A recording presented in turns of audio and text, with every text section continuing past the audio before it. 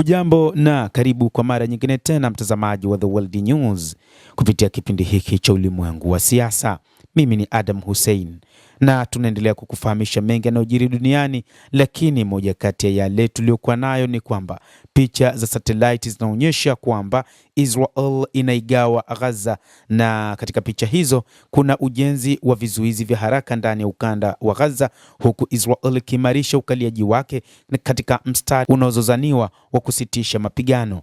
Jeshi la Israel kwa utulivu lakini kwa haraka linajenga kizuizi kikubwa cha udongo kinachotenganisha zaidi ya 50% ya Gaza inayokaliwa kutoka eneo lote la eneo hilo, kwa mujibu wa picha za satellite zilizokusanywa na Planet Labs PBC, zikimarisha zaidi mgawanyiko wa eneo lenye wakazi wengi wa Palestina.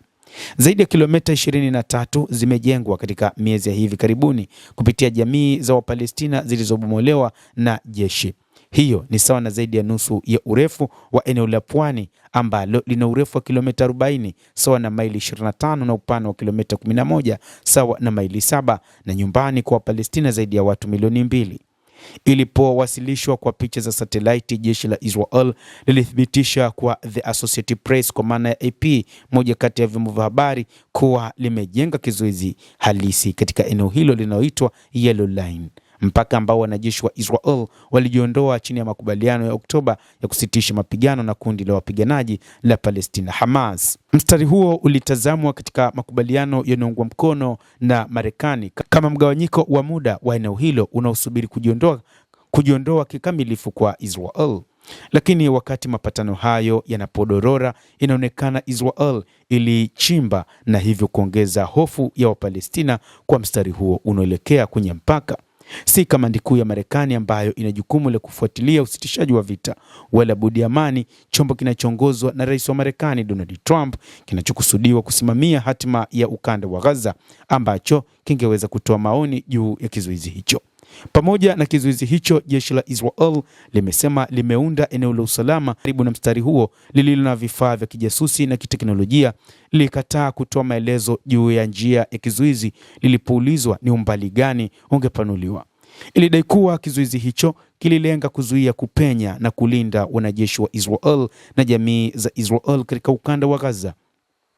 Hata hivyo, ujenzi wa kizuizi hicho unaendelea kwa kasi.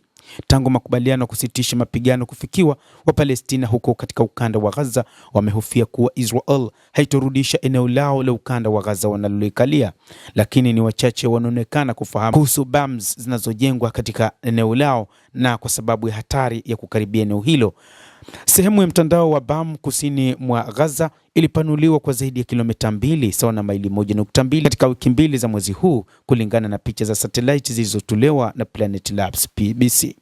BAM ilikuwa na urefu wa mita 500 mnamo Julai mosi.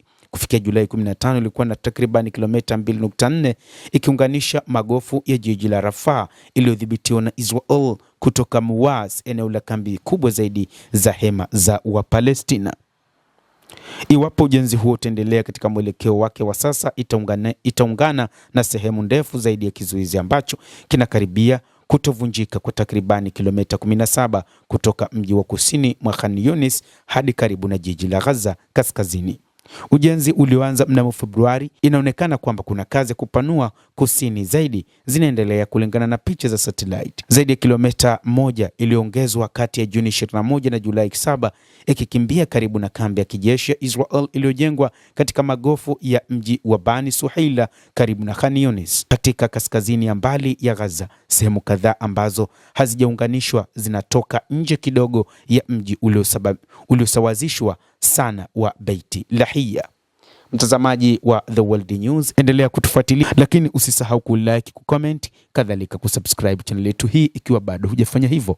Naitwa Adam Hussein, endelea kuwa nasi wakati wote, endelea kutufuatilia.